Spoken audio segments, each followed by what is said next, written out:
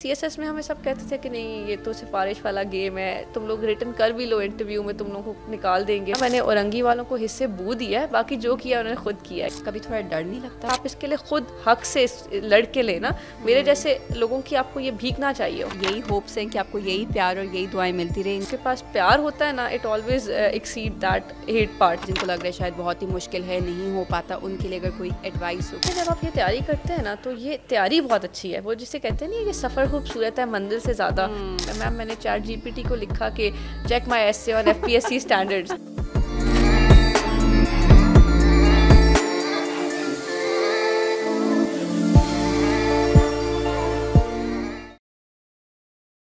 अस्सलाम वालेकुम, this is Mariam Kaivan with a fresh episode of Not Every woman.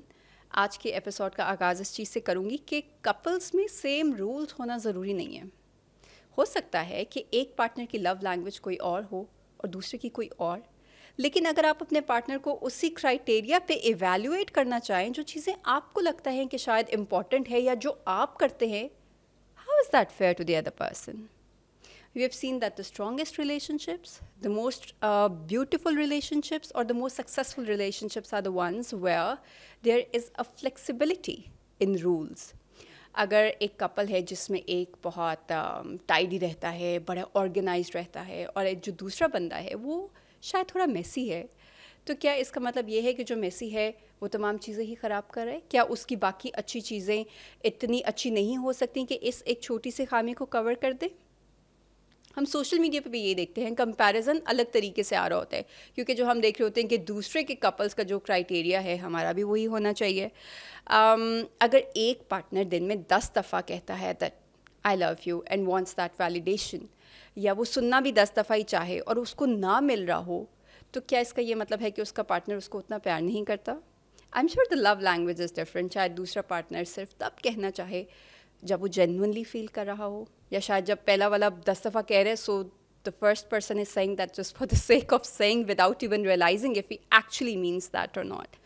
तो ये फ्लेक्सिबिलिटी होना रूल्स की बहुत ज़रूरी है। तो जहाँ हम कपल्स के एक दूसरे को सपोर्ट करने की बात करें, वहीं आज मेरे साथ एक ऐसी गेस्ट मौजूद हैं जो बहुत लाइमलाइट में भी है, क्योंकि मैं कहती हूँ एक जो साल के ये वाले कुछ महीने आते हैं ना, जहाँ सीएसएस की हाइप क्रिएट हो जाती है, रिजल्ट आ जाते हैं, उसके बाद एलोकेशंस की बात हो रही होती है, अकेडमीज़ बड़े वो पोस्ट कर रही होती हैं, तो वहाँ पर ये डिस्कशन तो होती है सीएसएस रिज़ल्ट की। और इस दफ़ा एक ऐसी स्टोरी हमारे सामने आई है जहाँ एक कपल है, अ वेरी यंग कपल, जिन्होंने इकट्ठे मेडिकल की डिग्री भी ली और उसके बाद सीएसएस भी किया। क्या, कैसे, पूरी कहानी क्या है, उसके लिए today we have invited doctor Hajra Niaz. अस्सलाम वालेकुम। वालेकुम अस्सलाम, thank you for having me Mariam. कैसी हैं आप हाजरा? अल्हम्दुलिल्लाह, आई एम गुड। अच्छा, सबसे पहले तो एक जो बड़ा क्लीशे सा क्वेश्चन होता है कि बचपन में क्या करना चाहती थी? मतलब एक डॉक्टर, एक वो ड्रीम होता है जो हर कोई बनना चाहते हैं। आपने किया, आपने उसकी कोशिश की और आप डॉक्टर बन भी गई। उसके बाद what was the turning point that made you think that you know I should try for CSS? अच्छा Mariam, see I be honest ना, ये तो एक फैक्ट है कि we are living in a society जहाँ पे बहुत लिमिटेड कैरियर्स जो है ना, जिनको बच्चों के माइंड में डाला जाता है कि आप इसमें चले जाओगे तो यूल बी अ हीरो, इसमें नहीं गए तो you'll be an ultimate zero. हालांकि बहुत गलत बात है, मगर वही बात है कि उस वक्त जो एक पीयर प्रेशर भी होता है, आप देख भी रहे होते हैं। और मेरा ये था कि मेरी जो पैटर्नल फैमिली थी उसमें तकरीबन सब डॉक्टर्स थे। अच्छा। तो मुझे था कि डॉक्टर बनना है कहीं ना कहीं, मगर और मेरी दादों का पर्सनली ये था कि बहुत ज़्यादा शौक़ था और मुझे पाला ज़्यादा दादों ने, तो मुझे था कि डॉक्टर बनना है। मगर साथ ही ना मेरे फादर का ये था कि he was a part of international civil service, तो वो मुझे ना बचपन से पहली बुक जो मैंने पढ़ी थी that was road ahead bye Bill Gates, बजाय वो डायरी ऑफ विम्पी किड और इस तरह हैरी पॉटर वगैरह। तो मुझे कहीं ना कहीं बाबा जब ड्राइविंग लेसन्स भी दे रहे थे या और कुछ, वो मुझे बताते थे कि अख्तर हमीद ख़ान ने ये किया, शुएब सुल्तान ख़ान ने, ये जो कुदरतुल्लाह शहाब है इन्होंने ये किया। तो मुझे था कि यार मुझे सोचना चाहिए सिविल सर्विस के ऊपर भी, दो कि उस वक्त बहुत एक डिस्टेंट ड्रीम लगता था। फिर ये है कि जब बड़ी भी हुई ना, तो मेडिकल कॉलेज में जाने के बाद मैंने तकरीबन 4 वहाँ सोसाइटीज़ बनाई हैं, and I worked with United Nations, UNAIDS के साथ भी मैंने काम किया, यूएनडीपी के साथ। I got KPK innovation award, then prime minister innovation award के लिए हमारा सिलेक्शन हुआ था। उसके अलावा ये कि हमें डिफरेंट 19 मेरे पास अभी एसए के इंटरनेशनल अवार्ड्स भी हैं, नेशनल अवार्ड्स भी हैं, और बीबीसी ने भी एक दफ़ा मैंशन किया था फॉर राइटिंग। तो मुझे ये आइडिया हो गया था कि मेरे कॉलेज में भी और बाकी नेशनल या इंटरनेशनल लेवल पर मुझे अप्रिशिएट जो किया जा रहा है ना, वो लीडरशिप रोल्स के लिए किया जा रहा है। स्पेशली मेंटल हेल्थ पे मेरा इसमें काफ़ी कंट्रीब्यूशन था। तो मैंने कहा कि कुछ ऐसा होना चाहिए कि जो जिधर हम इम्पैक्ट क्रिएट करें। हुज़ैफ़ा की भी इसी तरह की स्टोरी है कि स्कूलिंग उनकी ऐसी थी जहाँ पे वो लीडरशिप रोल्स उन्हें ज़्यादा मिले थे, तो आगे मेडिकल कॉलेज में वो भी मेरे साथ साइड बाय साइड ये चीज़ें करते रहे।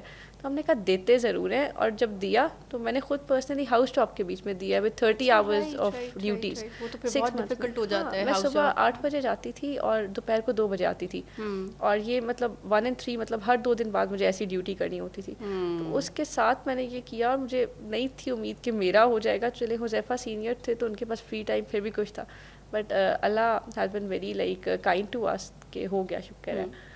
और इसमें अगर हम लोग थोड़ी सी बात करें एज कपल्स, कितना सपोर्ट रहा, जिस तरीके से आपने कहा कि फिर तैयारी भी और इकट्ठे की और किस तरीके से किया, मतलब नॉर्मली तो इस तरह से बात होती भी नहीं है। We don't have a lot of examples of men supporting the females like this. और दूसरा ये कि मतलब वही एक टिपिकल से डिस्कशन, स्पेशली अब जैसे आपने कहा निकाह हुआ है लेकिन अभी शादी आपकी रुखसती नहीं हुई, तो आपके कुछ प्री डिसाइडेड से गोल्स होते हैं कि अब ये हो जाएगा, उसके बाद देखेंगे क्या देखेंगे। तो क्या था उनकी साइड से भी, फैमिली का सपोर्ट कैसा रहा when they got to know that you want to attempt CSS या करना चाहती हैं, वो सपोर्ट कैसा? अच्छा मैम, हमारा ऐसे था कि हमारी इंगेजमेंट हुई थी at that time I was in second year MBBS, Huzaifa was in third year MBBS। और एप्टाबाद यह है कि हमारा जो एरिया है वो थोड़ा छोटा एरिया है, तो वहाँ पे तकरीबन सब एक दूसरे को जानते हैं। अच्छा। फैमिली टर्म्स होते हैं। तो हुज़ैफ़ा ये कि मुझे जो मैंने पहली एक वहाँ पे अयूबियन लिटरेरी एंड आर्ट फोरम बनाया था, उसमें हुज़ैफ़ा मेरे साथ थे को फाउंडर। तो he send a proposal and I was expecting that, मगर ये कि जब वो आया तो हमारे पेरेंट्स ने बड़ा सपोर्ट किया, and I kept calling him भाई फॉर द नेक्स्ट 3 months ना, उसके बाद भी तो I had to process that. मगर पेरेंट्स ने वो चीज़ एक्नॉलेज की कि दो कि he is a student at this point, मगर ही हैज़ द पोटेंशियल, और अगर तुम उसे सपोर्ट करोगे वो तुम्हें करेगा, तो इंशाल्लाह बहुत जल्दी तुम लोग देखोगे कि this will work and this will work really well. और मतलब ये भी बहुत कम सुनने में मिलते हैं ना, देखिए बहुत सारे तो पेरेंट्स का यही होता है कि जब तक एक लड़का सेटल नहीं हो जाता, एक सर्टन एज नहीं हो जाती, मतलब इतना तो एटलीस्ट कमाए कि अपने आप को संभाल सके, और फिर जिसको लेके आ रहे हैं या आगे फैमिली स्टार्ट करनी है, मतलब इस तरह की चीज़ें डिस्कशन में आ रही होती है। मतलब अच्छी बात यह है कि Huzaifa is the only son of his parents, और ना उन्होंने इसमें वो चीज़ की कि इतने जल्दी क्यों कमिट कर रहे हैं, और ना मेरे पेरेंट्स को, I am the eldest daughter, ठीक है, तो उन्हें ये नहीं था कि मतलब हम कोई इनसिक्योर जगह पे ये चीज़ कर रहे हैं, उन्हें था कि ये मिल के करेंगे एक दूसरे को सपोर्ट, तो ये कर सकते। और आप यकीन माने उसके बाद हमने MBBS किया है with distinctions, with multiple extra academic awards. और CSS का भी यह है कि अब हमारा जो निकाह था वो 2022 में हुआ है, और आइडिया यही था इसको थोड़ा सा जो हमारा रुखसती रिसेप्शन है उसको डिले करने का, इट्स एक्सपेक्टेड इन जून इंशाल्लाह। कि हम लोग क्योंकि लॉन्ग डिस्टेंस हमने करना ही था, मैंने इस्लामाबाद से हाउस जॉब करनी थी, और हुज़ैफ़ा का ये वो एबटाबाद में जॉब्स कर रहे थे, उनकी भी बहुत मुश्किल रूटीन थी कि सुबह 8 बजे जाते थे, रात को 11 बजे आते थे। तो हमने इस तरह एक दूसरे को बहुत सपोर्ट किया कि हम मतलब बहुत बार मैं यहाँ से एबटाबाद भागी हूँ, हुज़ैफ़ा को ज़रा सी भी ज़रूरत थी वो इधर आए हैं, हमने नोट्स इकट्ठे बनाए हैं, लाइब्रेरीज़ में बैठ के इकट्ठे पढ़े, एक दूसरे की इवैल्यूएशन हम खुद किया करते थे, इवन मॉक इंटरव्यूज़ हम खुद लेते थे और रिकॉर्ड करके ना एक दूसरे को उस पर फीडबैक देना। तो अगर हम में से कोई एक भी दूसरे के साथ ना होता तो आज शायद हम दोनों का ना होता, और अगर ये हो गया इतने मुश्किल उसमें हाउस जॉब में इतनी मुश्किल जॉब के दोनों साथ, का दोनों का मतलब वरना तो होते ना चलो आप कर रहे हैं एटलीस्ट अगर एक का भी हो जाए तो एक दूसरे की सपोर्ट की वजह से हुआ। मैम फर्स्ट अटेम्प्ट में ना मतलब हम जब रिजल्ट देख रहे थे ना तो वी weren't expecting कि किसी एक का भी होगा, और जब वो देखा ना तो it was more like a miracle कि कैसे हो गया, मगर अल्लाह का बहुत शुक्र है। और लिटरली मैंने भी जितने CSS ऑफिसर्स को इंटरव्यू किया, अब तो खैर अगर DC पोस्ट पे भी हैं, डायरेक्टर पोस्ट पे भी हैं, तो बहुत कम ऐसे हैं जिन्होंने फर्स्ट अटेम्प्ट में क्लियर किया है, so this sounds like a miracle. तो क्या बचपन से एक अब वो मतलब जैसे आपने कहा लीडरशिप गोल्स वाले और वो थे, तो सब्जेक्ट चॉइस भी उसी चीज़ को मद्देनज़र रखते हुए की गई? क्या किस तरह का स्कोर आया आपका? Ma'am I would like to take this platform as an opportunity to tell students कि आपको ना जब भी सब्जेक्ट्स चूज़ करने आपको 5 क्राइटेरिया रखने चाहिए। एक तो आप अपनी बैकग्राउंड डिग्री देखो, ठीक है, ये बहुत इंपॉर्टेंट है, मगर ये डॉक्टर्स के लिए अप्लाई इसलिए नहीं होता कि अनफॉर्चुनेटली कोई सब्जेक्ट भी आपसे रिलेटेड नहीं होगा। हाँ, साइकोलॉजी एक है, वो थोड़ा सा मिलती है। जो दूसरी चीज़ आप देखें वो आप अपना पर्सनल इंटरेस्ट देखें। मैंने इसको बहुत वेटेज दी थी because I am a person who is driven by heart, और हुज़ैफ़ा ने खुद इसको सबसे कम प्रेफरेंस दी थी because he is a person who like very logical. हाँ, तो उन्होंने इसको सबसे कम दी थी, तो वो आपके ऊपर है। मैं पर्सनली कन्विंस्ड हूँ कि you should go for the like call of your heart, आपको इंटरेस्ट को बहुत ज़्यादा वेटेज देनी चाहिए। तो एक तो ये इंटरेस्ट हो गया। तीसरी चीज़ ये कि आप ओवरलैप देखें, जो आप डिफरेंट सब्जेक्ट्स ले रहे हैं ना, आप उनका आपस में ओवरलैप देखें, आपका टाइम बचाएगा। चौथा, आप देखें सब्जेक्ट लेंथ कितनी है, कोर्स की कितनी लेंथ है, क्योंकि मेरे पास अब 6 मंथ्स थे विद हाउस जॉब, तो मैं अफोर्ड नहीं कर सकती थी लंबा सब्जेक्ट। हुज़ैफा हैड टाइम, उन्होंने यूरोपियन हिस्ट्री इस तरह के सब्जेक्ट्स भी लिए हैं, ठीक है। और पांचवा, आप स्कोरिंग ट्रेंड लाजमी देखें, जो हमने खुद किया भी था और जिस पे अब हम कन्विंस हो गए। मैंने अब जैसे कहा, I went for my heart and I took US history. US history में आप यकीन माने वो इतना टफ पेपर था कि वो 12th पेपर था, हम 11th दे चुके थे ऑलरेडी। तो 11 पेपर्स के बाद वी हैड अ होप ना कि शायद पास हो जाएंगे। जब वो 12th पेपर आया तो आप सोचें कि 2 मिनट्स हुए होंगे हार्डली पेपर सामने आए हुए, सारा हॉल खाली हो गया। And that was my favourite subject, I took it out my like love for that. सबसे लड़के, हालांकि सब प्रिडिक्ट कर रहे थे कि ऐसा होगा, और मैंने जब वो देखा तो I had a very bad headache कि ये तो मुझे एक क्वेश्चन भी नहीं आता। मैंने कहा अब ये छोड़ दिया तो इट मीन्स कि अभी फेल हूँ मैं, पर कर लिया तो एक होप होगी। तो मुझे नहीं पता मैंने 4 क्वेश्चंस कैसे पूरे किए, बट आई डिड एंड अल्हम्दुलिल्लाह मेरा उसमें बहुत हाई स्कोर आया है। और बाकी तकरीबन सब उसमें फेल हैं, या उनके 40s में मार्क्स हैं, 30s में मार्क्स हैं। तो ये है कि एक तो खैर इससे ये लेसन भी है आपके लिए कि आपको अगर लाइफ में कुछ ऐसी चीज़ आए जहाँ कुछ नहीं आता तो कुछ करो तो इट वर्क्स। मगर साथ ये भी है, ये देखें रैशनली सोचने की ये बात है कि आपको वो सब्जेक्ट नहीं छेड़ना चाहिए। जब सब कह रहे हैं ना कि स्कोरिंग ट्रेंड अच्छा नहीं है, तो ज़रूर एनालिसिस करें। अच्छा, मुझे जो याद पड़े यूएस हिस्ट्री तो बड़ा इंकरेज किया जा रहा था, मतलब मैंने सीएसएस की तैयारी बहुत बुरा था, वो हिट हो गया ना 2023 में। उसकी वजह ये कि लेते बहुत लोग हैं ना, वो बहुत लिया जाता है, छोटा सब्जेक्ट है। अच्छा, हाँ, तो मतलब ये भी चीज़ आपको देखनी पड़ती है। फॉर इंस्टेंस अगर इतना ट्रेंड अच्छे स्कोर आ रहे हैं और हर कोई लेना शुरू करेगा तो 3-4 साल के बाद वो डिप एकदम से जरूर देते हैं वो प्रिडिक्ट। फिर पता है वो अकेडमीज भी आपको गाइड कर रही होती हैं, मगर आपने खुद अपना एनालिसिस करना है कि ये सब्जेक्ट कितने लोग ले रहे हैं, ये पास्ट में मतलब हिट हो रहा है कि नहीं। वो आहिस्ता आहिस्ता पहले से आपको हिंट्स देता है एफपीएससी के अब मैं इसको बहुत बुरा हिट करूँगा। हाँ। तो वो ज़रूर देखना चाहिए। अच्छा, और दूसरा ये जो इंग्लिश कॉम्पोजिशन, प्रेसी, एसे, जिसमें मेजॉरिटी बाकी सारे सब्जेक्ट्स क्लियर हो भी जाते हैं, लेकिन ये ऐसा सब्जेक्ट है जो आपको फेल कर देते, इसकी कैसी तैयारी थी? This I would specifically want to ask, क्योंकि प्लेटफॉर्म्स पे भी सबसे ज़्यादा सवाल जो है ना इससे से रिलेटेड आ रहे होते कि प्रेसी और ऐसे बंदा कैसे पास करे। मैम मैंने ना अपने इंटरव्यू के रिजल्ट से पहले एक यूट्यूब चैनल अपना बनाया था और उस पर आई यूज टू गाइड स्टूडेंट्स के what's the right way of doing things, और उसमें मैं सबसे ज़्यादा एसे का बताती थी या कॉम्पोजिशन का। एंड आप यू वोंट बिलीव कि तकरीबन 2 हफ्ते के अंदर इट रीच्ड 5 to 6,000 फॉलोअर्स, ठीक है। वो इस वजह से कि बच्चों को ना बहुत मिसगाइड करने वाले लोग हैं, पर उन्हें कोई सही तरीका नहीं बताता। Otherwise it's very very easy, ठीक है। इसमें सबसे इंपॉर्टेंट चीज़ ये है कि आप टॉपिक को सही इंटरप्रेट करके ब्रेक करना सीख लो। बच्चों को डाला होता है इस चीज़ में कि एक्सपोजिटरी ऐसे, आर्ग्यूमेंटेटिव ऐसे, एब्स्ट्रैक्ट ऐसे, वो ये सोचते रहते हैं। हालांकि इट डजेंट मैटर, आप एक ही टॉपिक के अंदर मल्टीपल डिस्कोर्सेज यूज़ कर सकते हो। आप सिर्फ ये देखो कि आपके टॉपिक में कहाँ पे वो आपसे ये मांग रहा है कि आप जस्टिफाई करो, कहाँ वो ये मांग रहा है उसे जस्ट एजुकेट करो, और कहाँ पे वो ये मांग रहा है कि आप उसे कन्विंस भी करो। ये देखिए, जस्टिफाई करना होता है कि मैं ये स्टैंस ले रहा हूँ and I am justifying it. Persuade करना ये होता है कि मैं ये स्टैंस ले रहा हूँ and you have to be convinced on that too.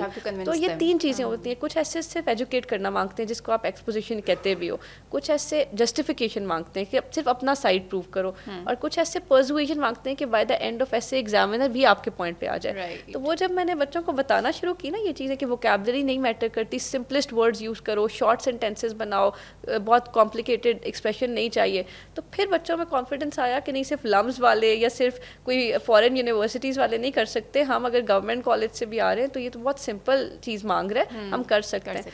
तो मैम मिस गाइड बहुत किया हुआ है यहाँ पे, मिथ्स बहुत ज़्यादा है। अदरवाइज इंग्लिश ऐसे जो है ना, मेरे और हुज़ैफा के सिर्फ पास हमने नहीं किया, वरना अब ट्रेंड ये चल रहा है कि टॉपर्स के भी 40 मार्क्स आते हैं, तो हम लोगों के दोनों के मार्क्स बहुत ज़्यादा आए माशाल्लाह ऐसे में, मतलब उस हिसाब से। तो ये इसकी वजह यही थी कि we created our own way of doing things. और ये सिर्फ मेरा और हुज़ैफा का नहीं, हमारा एक कज़न था, हम तीनों ने मिल के तैयारी की, उसके बाद उसका भी फर्स्ट अटेम्प्ट में क्लियर है and he got allocated to police service of Pakistan. तो वो एक तरीका हमने वही निकाला, और वो ये नहीं कि कोई बहुत मुश्किल तरीका निकाला, बल्कि चीज़ों को सिंप्लीफाई करते गए और बिल्कुल सिंपल पे जब ले आए, और वो तीनों ने हमने अडॉप्ट किया एंड इट वर्क। तो ये बच्चों के लिए कि सिंप्लीफाई द थिंग्स। अच्छा, और दूसरा डॉक्टर हाजो, एक जो सबसे बड़ी एक वो डिबेट भी चलती है और लोगों के माइंड में बहुत सारी तशवीश भी होती है कि क्या तैयारी ऐसे खुद हेल्प पैक्स के ज़रिए करें जिन्होंने ऑलरेडी पास कर लिया, या अकेडमीज़ जाएं, या कुछ कह रहे होते हैं कि जिन्होंने पास किए उन्होंने तो खुद भी अकेडमीज़ में नहीं जाके पढ़ा था, शायद सिर्फ मॉक्स देने के लिए जाते हैं या तैयारी के लिए जा रहे होते in the end. So what is your take on that? Are academies just another way of minting money nowadays, या actually helpful भी हैं? Ma'am I take the middle way, because ऐसे है ना कि मैंने खुद एकेडमी लगाई थी। अच्छा। मैं जब अपना MBBS का फाइनल एग्ज़ाम था, मेरे पास टाइम कम था, तो यही एक माइंड में होता है ना कि शायद एकेडमी ही चीज़ है जो आपको लेके जाएगी और पास कराएगी।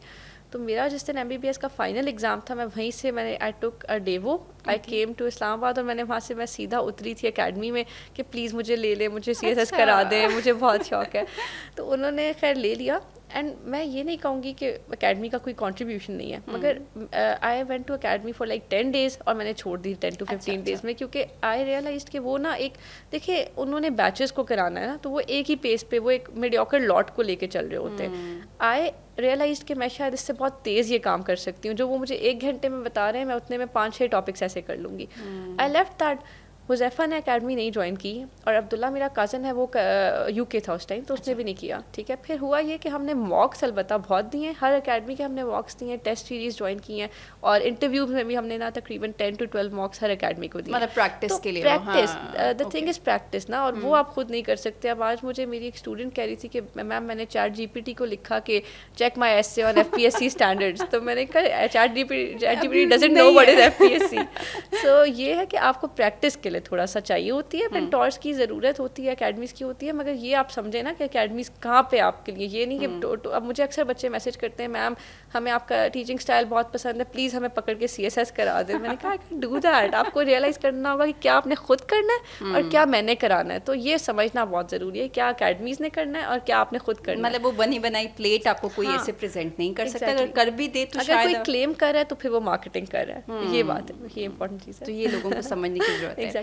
अच्छा देखिए, अब तो हम बात करते हैं, हो गया 12 पेपर वो भी क्लियर हो गए, इंटरव्यू भी हो गया, सब कुछ हो गया, but I am sure it wasn't as easy as अभी जितना लग रहा हो। आई एम श्योर बहुत सारे वीक मोमेंट्स पे आते हैं, बहुत सारे ऐसे मोमेंट्स पे आते हैं जब शायद बंदा सोचता है कि मैं इतनी मेहनत या इतना वो कर क्यों रही हूँ, या इसका क्या सिला होना है, पता नहीं होना है या नहीं होना, डाउट्स होते हैं। कोई ऐसा मोमेंट आया जहाँ बहुत ही ज़्यादा शायद ब्रेक डाउन कर रही हूँ या सोच रही हूँ, सेकेंड थाट्स आ रही हूँ, डाउट्स आ रहे हो, and then how did you overcome that? Ma'am मेरा तो ये है कि आई एम अ पर्सन, मैंने आपको कहा ना कि I M driven by my heart, I am a bit emotional person. तो मैं जब 30 आवर्स की कॉल्स होती थी ना, सुबह आप 8 बजे जा रहे हो, अगले दिन 2 बजे आ रहे हो, और बहुत मुझे मेरे हॉस्पिटल के जितने भी मेरे सीनियर्स थे उन्होंने सपोर्ट किया, मगर हर बंदा नहीं करता। दूसरा आपके जो साथ हाउस ऑफिसर्स हैं ना, ज़ाहिर बात है दिल डेवलप दिस फीलिंग दो कि आई वाज वेरी कॉन्शियस कि मुझसे कोई डेरिलेक्शन ऑफ ड्यूटी ना हो, मैं अपना काम कंसंट्रेट कराती थी कि मुझे वही काम 3-4 आवर्स में ज़्यादा करा लें, मैं ब्रेक नहीं करूँगी, और फिर मुझे 2-3 घंटे बिल्कुल फ्री देते लाइब्रेरी में। मगर जब वो ज़ाहिर बात है आपको लाइब्रेरी बैठे हुए आपके कॉलीग्स देखेंगे तो दिल फील कि ये बैठा हुआ है, मैं पूरा दिन ऑक्यूपाइड तो था ना, अगर मैंने काम आहिस्ता आहिस्ता भी किया। तो कुछ लोग होते हैं वो एनवियस भी होते हैं, वो आपको तंग भी करते हैं, लेग पुलिंग भी करते हैं। तो मैं जब ऐसा कुछ होता था ना तो आई यूज़ टू क्राई, फिर मैं हुज़ैफ़ा को कॉल करती थी, हुज़ैफ़ा मैं हाउस जॉब ही छोड़ रही हूँ। मुझे अभी भी याद है कि एक टाइम आया था कि one of my PGs said to me कि तुम जो है तुमने बिल्कुल कल भी तुम नहीं थी OPD में, हालांकि मैं थी, and that PG came to OPD around 12, और वो मैं सुबह से फारिग मतलब उधर बैठी हुई, कोई भी पेशेंट नहीं आ रहा था, तो आई वेंट टू लाइब्रेरी, और वो आई ना, उन्होंने कहा तुम सुबह से नहीं हो, मुझे कंप्लेन मिली है तुम्हारे एक साथ के HO की। सो आई लाइक ब्रोक डाउन, और फिर मैं गई और मैं इतना रोई, एंड आई सेड हुज़ैफ़ा मैं हाउस जॉब ही छोड़ रही हूँ, मुझसे नहीं हो रहा, मैं CSS कर रही हूँ, मुझे नहीं पता CSS हो जाएगा, हाउस जॉब की क्या ज़रूरत है। हुज़ैफ़ा वाज लाइक आपने 10 मंथ्स किए हैं, 2 मंथ्स रह गए यार, प्लीज़ करें, खैर कैरी ऑन। इसी तरह मामा पापा का भी ये होता था कि मैं आके बहुत बार उन्होंने मेरे लाइक, आपको ज़ाहिर बात है गुस्सा भी आता है, कभी आप रोते हो, कभी आप अपसेट होते हो, बहुत बार इवेंट्स होते हैं, मतलब आई वाज दैट पर्सन ना कि जो सब मदर्स डे, सबके बर्थडे, सब कुछ सेलिब्रेट कर रहा है। I was that life of my person, वो भी है, मतलब आई लव डूइंग इट। और वही बंदा जो फॉर 6 मंथ्स ऐसा हो जाए ना कि जो किसी चीज़ में पार्टिसिपेट नहीं कर रहा, जो हर वक्त थोड़ा सा मतलब इरिटेबल हुआ हुआ है, तो चीज़ें मेरी फैमिली ने, हुज़ैफ़ा ने बहुत ज़्यादा बर्दाश्त भी किया है। ज़ाहिर बात है, it roller coaster of emotions. कभी मैं बहुत ज़्यादा, अगर मेरा वो डिप आता था तो हुज़ैफ़ा स्टेबल होते थे, ये हमें फ़ायदा भी और बफर कर लेते थे ना। कभी वो बहुत ज़्यादा हो जाते थे डाउन, तो फिर मतलब मेरे फ्रेंड्स कहाँ पहुँच गए हैं, मैं अभी तक 2 साल से ये तैयारी कर रहा हूँ। तो अब अल्हम्दुलिल्लाह उनके वो सब फ्रेंड्स यही कहते हैं ना कि देखो तुम एकदम से कहाँ पहुँच गए हो, और हम यहाँ स्लो पेस्ट उस पर जा रहे हैं। तो मेरे ख्याल से ये कंसिस्टेंसी बहुत मैटर करती है, और इसमें आपके ना जो ये सारे रिलेशंस होते हैं ना, रिलेटिव्स आपके जो स्पेशली हाउस होल्ड है सारा, उनका बहुत बड़ा रोल होता है। वो एक आपको कांस्टेंट अगर मोटिवेशन मिलती रहे, इनकरेजमेंट बूस्टर्स होते हैं ना जो उनकी तरफ से मिलते हैं, तो उसकी वजह से आप चलते रहते हो। अच्छा, वो फिर लोगों पे भी डिपेंड करता है। अब जैसे आप इन चीज़ों से वो मोटिवेशन ले लेती है, मतलब आपको पता है कहाँ पे वो आपको एक, अगर किसी की तरफ से कोई ट्राई भी हो रही है, कोई बूस्ट देने की कोशिश भी करे, तो you would pick it up and acknowledge it most probably. But बहुत सारे लोग होते हैं जो शायद उस चीज़ को भी नहीं कर रहे होते, so I think this also works differently for everyone. But अगर थोड़ी सी बात की जाए for females, I always say कि it is important for them to have an inspiration. अगर किसी को देखती होंगी तो एक माइंड में आता ना कि अच्छा अगर ये अचीवेबल है तो may be even I can do it. कोई ऐसा रोल मॉडल आपके लिए था? ठीक है मैम, अगर मैं अपने घर में से बताऊँ ना, तो मैं बहुत छोटी थी, मेरी जो दादो हैं उन्होंने डबल मास्टर्स किया हुआ था और गोल्ड मेडलिस्ट थी, खुद भी डिबेटर थी, फुटबॉलर थी, शेफ़ बहुत अच्छी थी, उनके पास भी बहुत अवार्ड्स थे। तो दादो का ये था कि मेरे दादा वो was a renowned poet, मगर उनकी डेथ हो गई थी एक कार एक्सीडेंट के अंदर। तो बिल्कुल वही टाइम था एग्जैक्ट जब मेरे फादर की शादी हुई है। तो दादू ने रिटायरमेंट ले लिया, और उन्होंने, उनकी लाइफ का अगर कोई पर्पस रह गया था ना, तो वो ये कि दिस गर्ल जो अभी ये पैदा हुई है ना, now I live for her. तो मुझे दादो ने ही पाला है। मैं उनके पास सोती थी रोज़ाना, रात को मुझे स्टोरीज सुनाना। उस वक्त वो मास्टर्स अपना सेकेंड इस्लामियात के अंदर करी थी, तो वो मुझे रोज़ प्रॉफिट्स की स्टोरीज सुनाना। तो I was very much inspired by हर। उन्होंने मेरी पर्सनैलिटी शेप की है। तो काश वो आज होती। उनकी मेरे MBBS के सेकेंड ईयर के अंदर डेथ हो गई थी, मगर मुझे अभी भी याद है कि she use to tell me कि तुम देखना क्या क्या अचीव करोगी। और अब मैं खैर उनकी कब्र पे सबसे पहले मैं गई भी हूँ जब जब मैंने लाइफ में कुछ भी किया। तो एक तो मेरी दादो, दूसरा मामा की कंसिस्टेंसी। मेरी मामा का ये है कि उन्हें मैंने देखा है कि लाइफ में उन्होंने बहुत मुश्किल सिचुएशंस को बहुत कंसिस्टेंसी के साथ फेस किया है। तो एक वो, और दूसरा शी सुपर काइंड ना, तो उनकी वजह से हमें दुआएं बहुत मिलती हैं। तो वो शायद वो काम कर गया। और अगर आप पब्लिक फिगर्स में से कहते हैं तो अख्तर हमीद खान की मेरे बाबा स्टोरी सुनाते हैं। छोटा सा टाइम अगर है तो मैं एक छोटी सी चीज़ उनकी कोट करूँगी कि औरंगी एक कराची में जगह है। तो औरंगी बहुत ही बुरी जगह थी, मतलब वो लिवेबल ही नहीं थी, बहुत ज़्यादा उसकी सैनिटरी कंडीशन सब बहुत ख़राब था। अख्तर हमीद खान ने उसमें ना काफ़ी रिफॉर्म्स लाए। उनका एक 5 pronged मॉडल था। तो जब वहाँ पे उन्होंने बहुत उसको सिविलाइज्ड बना दिया, तो मीडिया में से किसी ने पूछा कि सर आपने औरंगी जैसे एरिया को कैसे इतना सिविलाइज्ड बना दिया। मैंने कहा मैंने कुछ नहीं किया, मैंने औरंगी वालों को हिस्से बू दिया है, बाकी जो किया उन्होंने खुद किया है। कि उनका वो अपलिफ्ट कर दिया मेंटल लेवल, बाकी उन्होंने अपनी मदद खुद की। तो मुझे ये मॉडल बड़ा पसंद था बॉटम अप चेंज का। तो मैंने कहा कि मुझे भी इसमें जाना है सर्विस में, और मुझे ये एग्जीक्यूट करना है। तो आई होप कि I could do someday. You could इंशाल्लाह। नहीं, जिस तरीके से आपने बात की और जिस तरीके से आप आज तक अचीव करते आए हैं उसको मतलब मद्देनज़र रखते हुए, तो यही हाई होप्स भी हैं आपसे, बहुत सारी दुआएं भी हैं।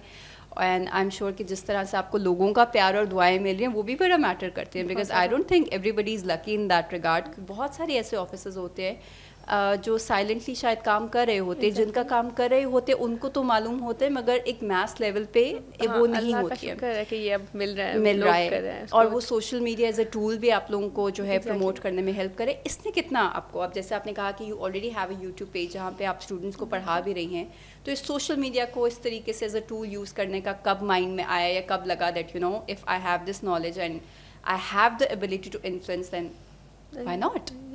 मैम बेसिकली देखें, सोशल मीडिया की तो इम्पोर्टेंस को अब वो किया ही नहीं जा सकता ना, मतलब I can't emphasise it enough. और मुझे ये तभी रियलाइज़ हुआ ना जब मैंने देखा कि इसको किस तरह से बुरे तरीके से इस्तेमाल किया जा रहा है। जब आप ये देखते हो ना कोई चीज़ किस तरह से कितने ज़्यादा पावरफुल वे में बुरे तरीके से इस्तेमाल की जा रही है, तो फिर यू वांट कि अगर ये चीज़ इतना पावरफुली बुरे तरीके से इस्तेमाल हो सकती है, तो ये अच्छे तरीके से फिर कितना ज़्यादा इम्पैक्ट क्रिएट करेगी। तो मुझे ये पता था कि मैं जो भी कर लूँ ना, वो मतलब आई हैव सम कॉन्टैक्ट्स। मेरी अपनी जो ऑर्गेनाइजेशन है ना, उसके जो BOGs हैं, उसमें we have some big names. We have doctor Attar Khwaja, मैं उनका नाम लूँगी, मेरे मेंटोर हैं। आपको नहीं आइडिया कि वो कितना ज़्यादा काम कर रहे हैं नेशनली इंटरनेशनली, मतलब ये रहमत मेमोरियल वगैरह और ये सब उनके अंडर आता है। मगर वही बात है कि मुझे बहुत दुख भी है इस बात का कि वो चीज़ उतनी हाईलाइट नहीं होती, नज़र किसी को नहीं आती। और देखिए नज़र आना इसलिए ज़रूरी है कि आप अगर एक चीज़ दिखाओगे तो फिर वो चीज़ आपकी भी बढ़ेगी और लोग वो चीज़ करेंगे। वो इंस्पायर होते हैं देख के कि ये मतलब अगर इस तरीके से भी कोई काम हो रहा है और अगर ये कर पा रहे हैं और इन्होंने ये तरीका अडॉप्ट किया, तो फिर हमारे लिए भी शायद एक रे ऑफ होप ही होती है। मैं कहती हूँ देखिए ये परसेप्शन मेरे अपने माइंड में थी कि शायद जब मैं MBBS दे रही थी तो बहुत लोग कहते थे कि वो देखो उसकी 2 बेटियां डॉक्टर बनी हैं पब्लिक सेक्टर से, तो शायद उनके कोई कॉन्टेक्ट्स थे ऐसे। तो जब मैंने खुद दिया, मेरी अपनी बहन ने दिया, तो हम दोनों का फर्स्ट अटैम्प्ट में केपीके के सबसे जो हमारा टॉप मेडिकल कॉलेज है उसमें हो गया था दोनों का। तो वी रियलाइज कि इसमें बहुत ज़्यादा मेरिट इंश्योर किया जाता है। सिमिलरली CSS में हमें सब कहते थे कि नहीं ये तो सिफारिश वाला गेम है, तुम लोग रिटर्न कर भी लो, इंटरव्यू में तुम लोगों को निकाल देंगे, फर्स्ट अटैम्प्ट क्या होती है सोचो भी नहीं। तो अब देखिए हम लोग, शायद मेरा ये है कि मैं I am not that person जो अपना एक एलीट इमेज दिखाकर ना बच्चों को सिर्फ उनसे फॉलोअर्स लेगी।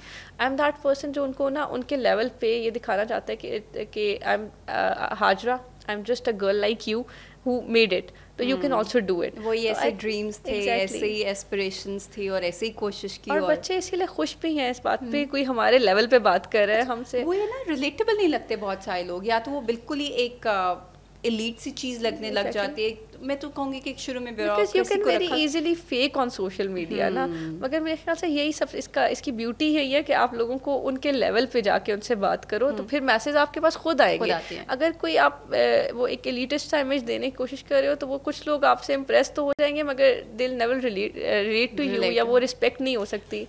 तो ये चीज़ है। लेकिन कभी थोड़ा डर नहीं लगता? मतलब एक वो चीज़ है, वंस द सर्विस स्टार्ट्स और फिर इस तरीके से फिर इतना शायद लाइमलाइट में आना, या वो फिर थोड़ा बैकलैश पे आना, क्योंकि हमने ऐसे ही बहुत एग्जांपल्स देखे हैं, जब काम की बारी आ जाती है तो फिर लोग जो 10 कमेंट्स करें उसमें से शायद 6 ये भी कहें कि आप काम करें ना, और भी तो इतने लोग काम करें, दिखा क्यों रहे, ये वाली चीज़।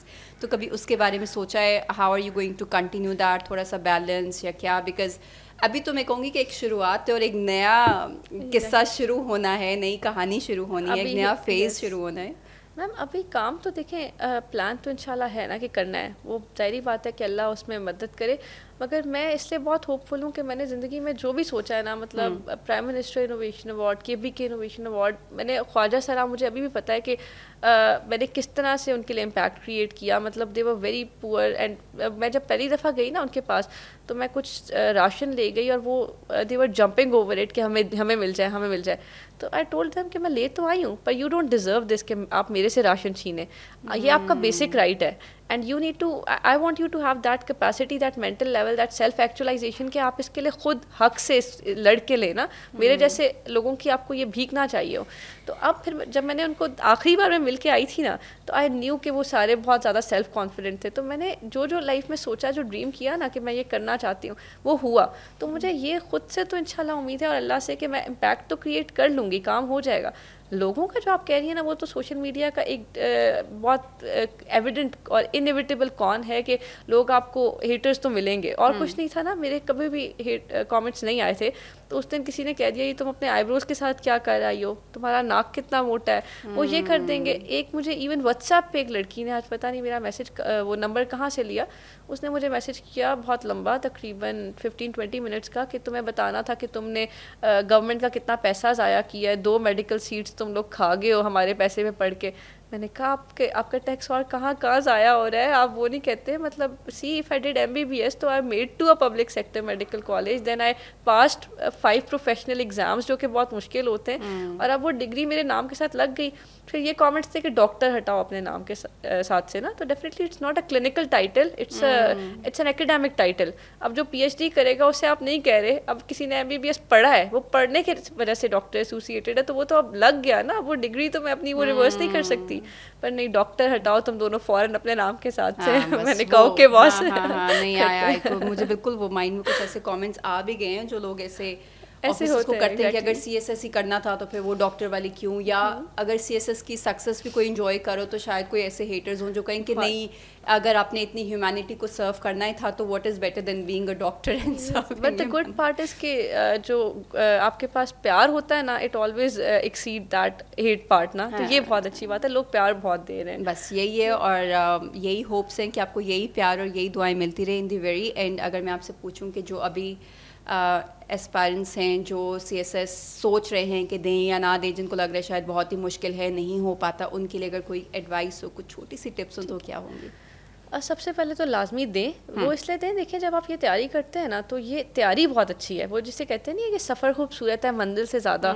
ये 12 सब्जेक्ट्स जब आप पढ़ के निकलते हैं ना इस जर्नी के बाद, आपकी कंसिस्टेंसी, आपकी इंड्योरेंस, आपके नॉलेज का लेवल, फिर आप ड्राइंग रूम में डिस्कशन में कोई आपको हरा नहीं सकता, फिर कोई मुश्किल आपको तोड़ नहीं सकती। तो ये है कि ये तो खुद एक ट्रेनिंग है, मुफ्त की खुद को एक उससे गुजारने वाला, रिफाइन करनी है अपनी पर्सनैलिटी, तो एक मुफ्त की ट्रेनिंग है ना, ये तो आप लाजमी करें।